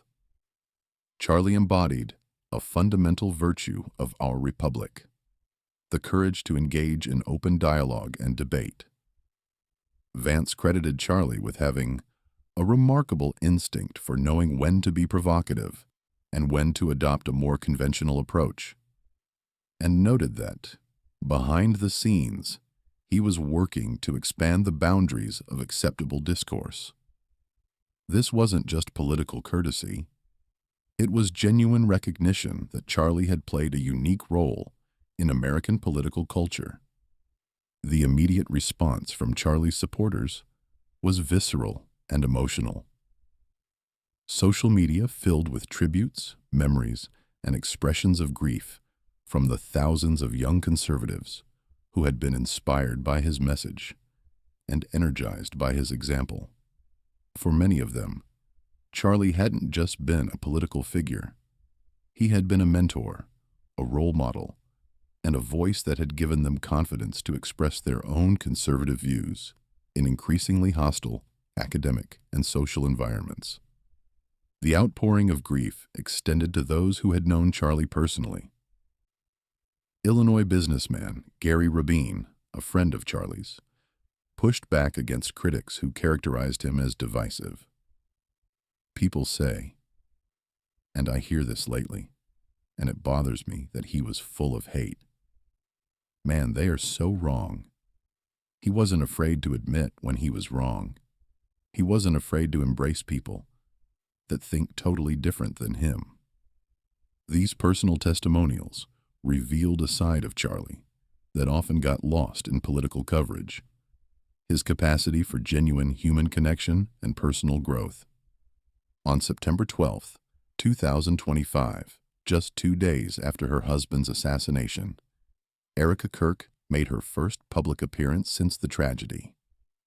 Speaking from Charlie's studio, where he had hosted The Charlie Kirk Show, she stood behind his desk, adorned with white hats, featuring a golden number 47, a symbol of support for President Trump that had become synonymous with Charlie's political brand. Dressed in a beige blazer and speaking with remarkable composure given the circumstances, Erica delivered a message that was both deeply personal and politically significant. They took Charlie's life because he advocated for a message of patriotism, faith, and God's love. They should all be aware of this. If you believed my husband's mission was influential before, you have no idea what is to come. The strength and determination in her voice made it clear that Charlie's assassination would not silence his message, but would instead amplify it in ways that his opponents had never anticipated.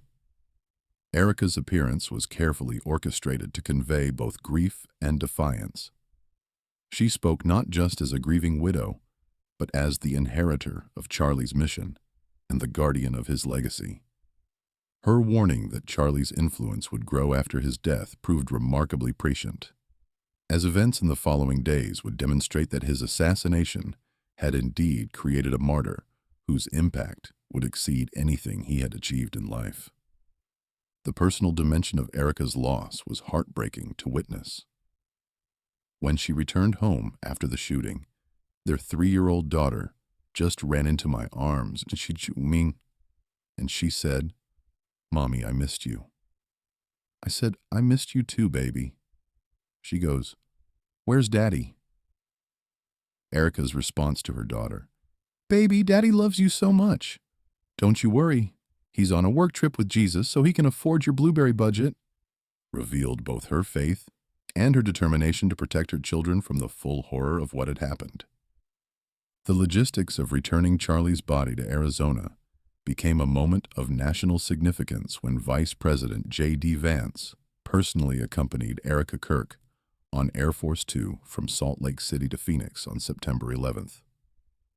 The Vice President was photographed carrying Charlie's casket onto the plane, a gesture that elevated the occasion beyond a simple transportation of remains to a state honor befitting Charlie's role in American politics. The image of Erica and Second Lady Usha Vance holding hands as they exited the aircraft became one of the most powerful symbols of the national mourning for Charlie. It demonstrated the personal relationships that Charlie had built with the highest levels of American government and the genuine grief that his death had caused among those who knew him personally. The presence of the Vice President and his wife at such a personal moment reflected the extraordinary impact that Charlie had achieved in his brief but remarkable career. The motorcade that carried Charlie's casket from Phoenix Sky Harbor Airport to Hanson Mortuary became an impromptu memorial procession as supporters lined the streets to pay their respects. Erica was seen waving to supporters from the motorcade with a cross in her hand, a gesture that combined personal faith with public acknowledgement of the outpouring of support from Charlie's followers. These images reinforced the sense that Charlie's death had touched something deep in American political culture. The funeral arrangements themselves became a logistical challenge, given the enormous outpouring of support and the desire to create a memorial worthy of Charlie's impact on American conservatism. The decision to hold the service at State Farm Stadium in Glendale, Arizona, reflected both the scale of expected attendance and the symbolic importance of the occasion. The announcement that Charlie's memorial service would be held at State Farm Stadium, home of the Arizona Cardinals, with a capacity of more than 63,000, demonstrated the extraordinary scope of public mourning for his death. The choice of venue was both practical and symbolic. Practical because it could accommodate the massive crowds expected to attend, and symbolic because it represented the kind of large-scale public gathering that Charlie had mastered during his career. Turning Point USA's announcement of the memorial emphasized Charlie's broader significance. Join us in celebrating the remarkable life and enduring legacy of Charlie Kirk, an American legend. The use of the term American legend reflected the transformation of Charlie from controversial political figure to martyred hero that had occurred in the days following his assassination. The memorial was scheduled for Sunday, September 21st, with doors opening at 8 a.m. and the main program beginning at 11 a.m. President Trump's commitment to attend the memorial. "It's a sad weekend. We lost a great person. I'll be going early Sunday morning. We're heading to Arizona, taking some people with us on Air Force One," elevated the occasion to the level of a state funeral. Trump's decision to transport attendees on Air Force One demonstrated both his personal grief and his recognition of the political significance of Charlie's death. The president's attendance ensured that the memorial would receive extensive media coverage and would serve as a platform for advancing Charlie's political legacy. Vice President J.D. Vance's announcement that he would be hosting The Charlie Kirk Show at 7 p.m. EDT on Monday represented another symbolic gesture of continuity. By stepping into Charlie's media role, even temporarily, Vance was demonstrating that Charlie's voice would not be silenced by his assassination, and that his message would continue to reach his audience through other means. Perhaps the most remarkable aspect of the immediate aftermath of Charlie's assassination was the explosion of interest in Turning Point USA from young conservatives across the country. Within 48 hours of Charlie's death, the organization received over 37,000 inquiries from people wanting to start new campus chapters, representing a potential 20-fold expansion of the organization's presence. This response demonstrated that Charlie's assassination had not intimidated his supporters, but had instead galvanized them to greater action. Andrew Colvett, executive producer of The Charlie Kirk Show, described the response as truly incredible, noting that Charlie's vision to have a Club America chapter in every high school in America will come true much, much faster than he could have ever possibly imagined. The irony was stark. Charlie's enemies had killed him to silence his message, but their violence had instead amplified his influence in ways that years of peaceful organizing might never have achieved. The surge in chapter requests came from students who had been inspired by Charlie's example and motivated by outrage over his assassination to take more active roles in conservative politics.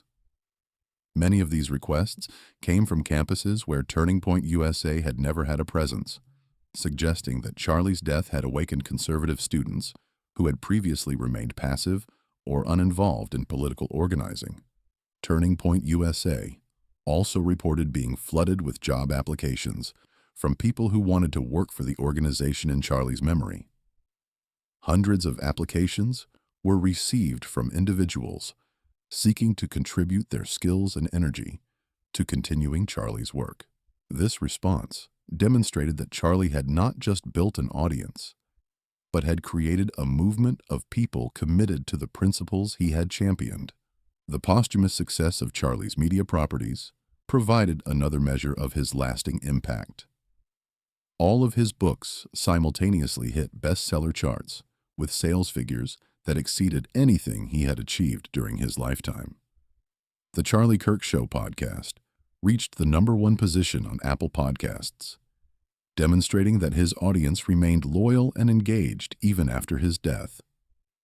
Perhaps most remarkably, Charlie's upcoming book, Stop in the Name of God: Why Honoring the Sabbath Will Transform Your Life, reached the top slot on Amazon's bestseller list 3 months before its scheduled December release. This success reflected not just curiosity about Charlie's final work, but genuine interest in his evolving message about faith and its role in public life. The book's success also provided financial security for Erica and their children, ensuring that Charlie's family would be protected even as they grieved his loss. The continued success of Charlie's media properties served multiple purposes beyond commercial success. It provided a platform for his ideas to continue reaching new audiences. It demonstrated the loyalty of his existing followers, and it created ongoing revenue streams that would support the continuation of his work through Turning Point USA and other organizations. In death, Charlie had achieved a kind of media immortality that few political figures ever attain. The transformation of Charlie Kirk from controversial political figure to martyred conservative icon was complete within days of his assassination. His death had unified the conservative movement around his memory, energized young conservatives to greater political engagement, and created a lasting legacy that would influence American politics for years to come. The tragedy of his assassination was compounded by the recognition that his killers had achieved the opposite of their intended effect. Rather than silencing Charlie Kirk, They had given him a voice that would resonate far more powerfully in death than it ever had in life. In the annals of American political history, few figures have experienced such a dramatic transformation in death as Charlie Kirk, the young man who had spent his brief but intense career as a polarizing figure, beloved by supporters, reviled by critics, was suddenly elevated to the status of conservative martyr, his flaws forgotten, and his contributions magnified by the shocking circumstances of his death. The assassination had accomplished something that years of political organizing and media appearances never could.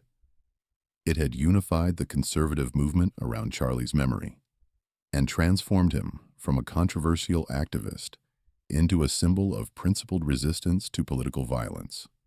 The irony was not lost on political observers that Charlie's enemies had achieved the opposite of their intended goal.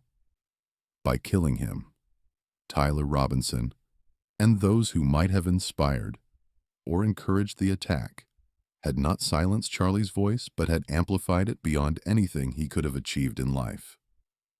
The surge in interest in his books, the explosion of new Turning Point USA chapters, and the massive outpouring of support for his family demonstrated that martyrdom had given Charlie a platform and influence that mere political success never could have provided.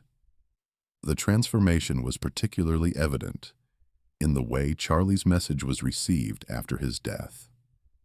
Ideas and positions that had previously been dismissed as provocative or extreme were suddenly viewed as prophetic insights from a young leader who had been silenced before his time.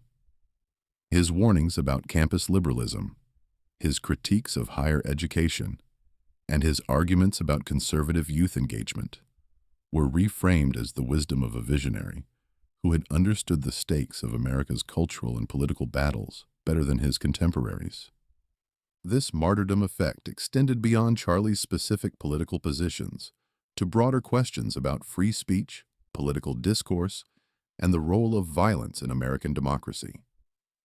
His assassination had demonstrated the lengths to which some individuals would go to silence opposing viewpoints, making Charlie a symbol not just of conservative politics, but of the fundamental right to express unpopular or controversial ideas without fear of violent retribution. The most immediate and measurable impact of Charlie's death was the transformation of Turning Point USA from a large but controversial organization into something approaching a mass movement.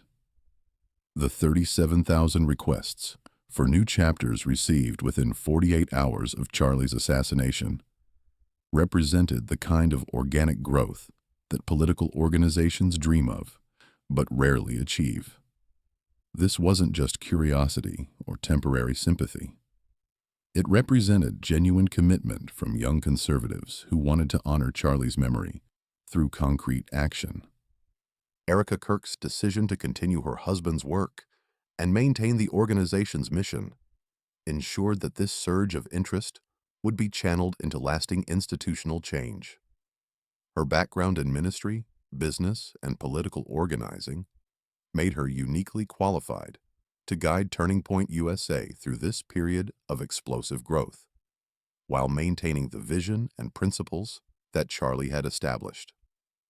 Her emergence as a significant political figure in her own right added another dimension to Charlie's legacy.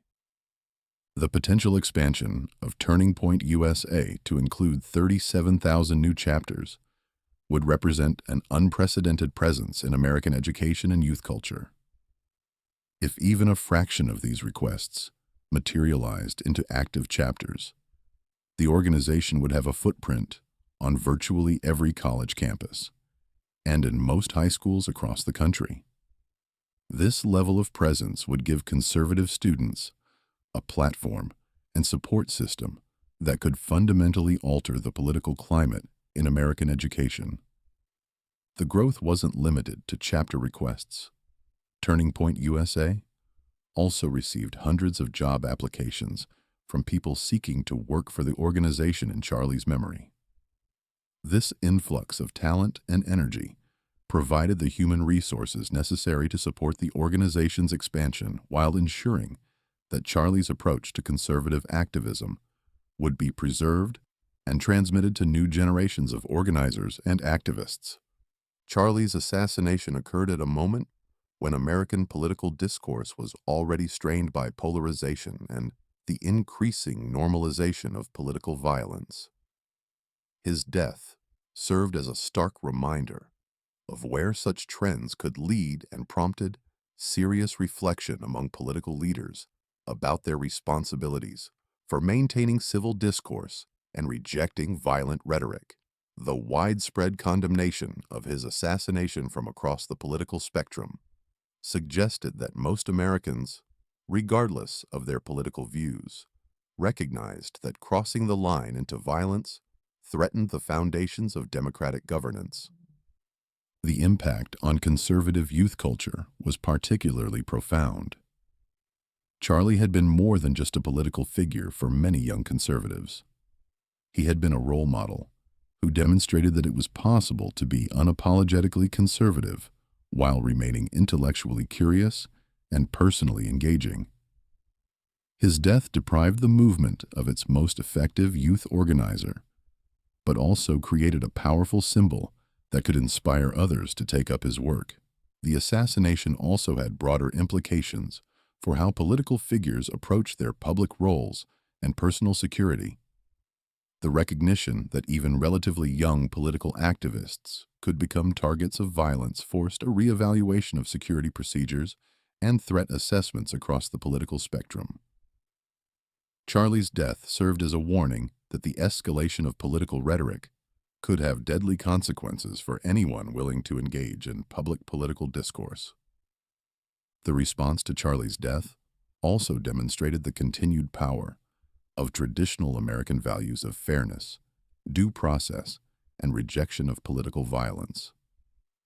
Even among those who had disagreed strongly with Charlie's politics, there was widespread recognition that his assassination was an attack on principles that transcended partisan differences.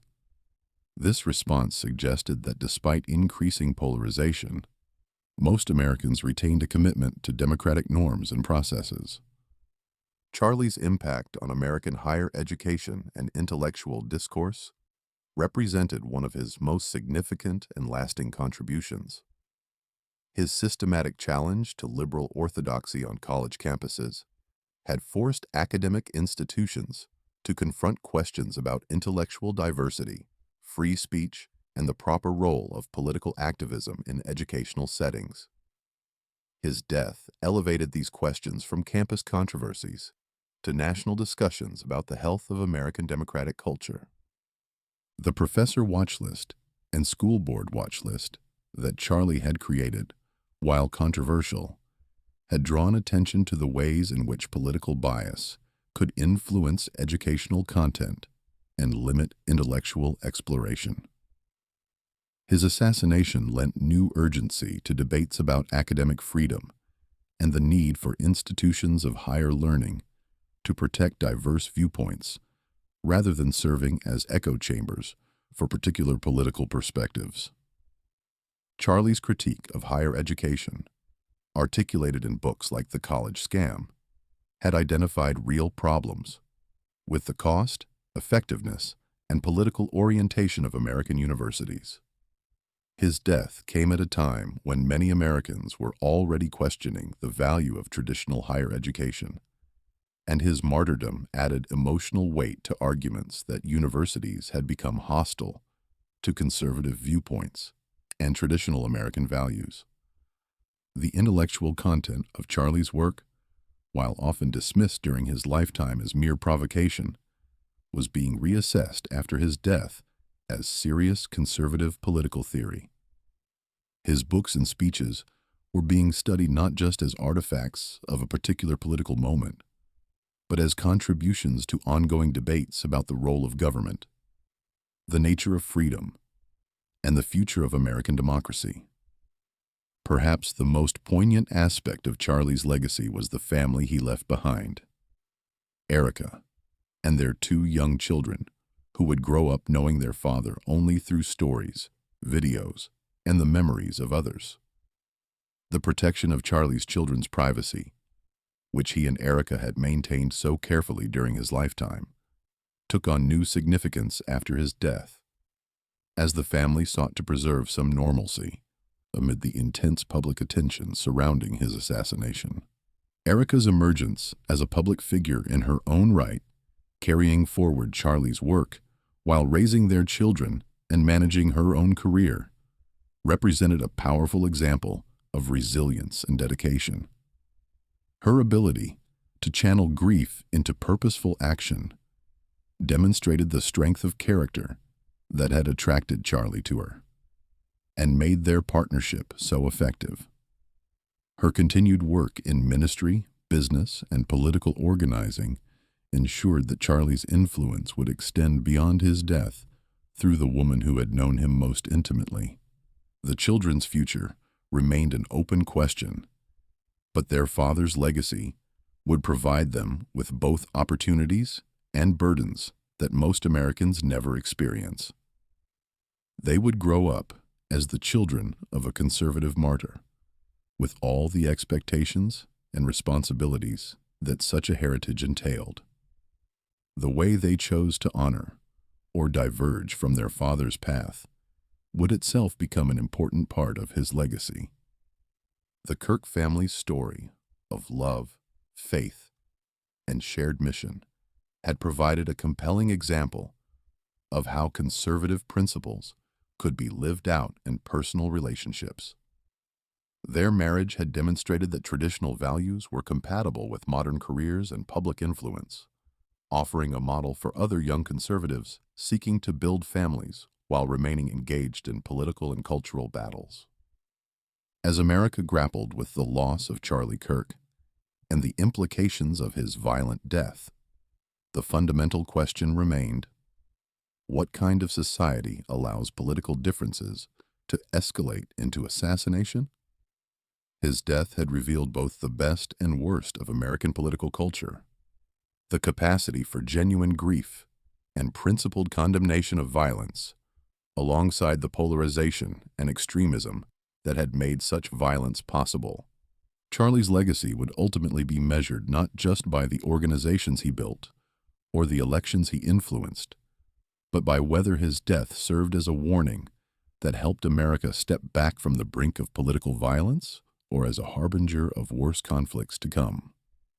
The response to his assassination, the unity it generated among conservatives, the reflection it prompted among all Americans, and the renewed commitment to peaceful discourse it inspired, suggested that his death might serve as a turning point toward a more civil and constructive political culture. In the end, Charlie Kirk's story was both uniquely American and tragically universal.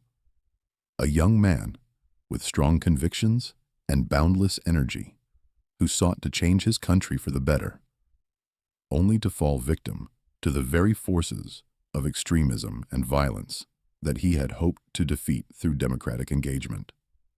His life had been brief but consequential, his death shocking but meaningful, his legacy complex but enduring. The boy from suburban Chicago, who had started a political organization in his parents' garage, had become a man whose assassination would be remembered as a defining moment in American political history.